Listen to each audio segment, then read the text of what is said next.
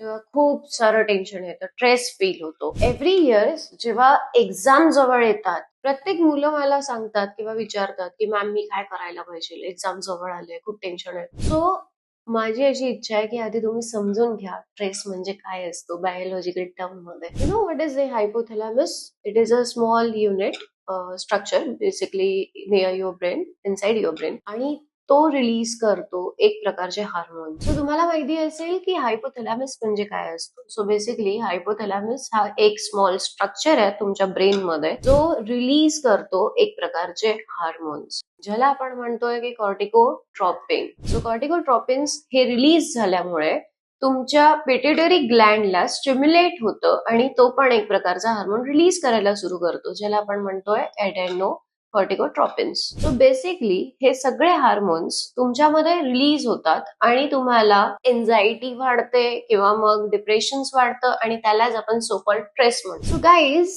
याला खूप सारे स्ट्रेसचे साईड इफेक्ट्स पण असतात आणि त्याला मॅनेज पण करता येतात. सो बेसिकली मला तुम्हाला सांगायचं आहे नेक्स्ट रील मध्ये की इफेक्ट्स आणि मॅनेजमेंट ऑफ स्ट्रेस कसं करतात.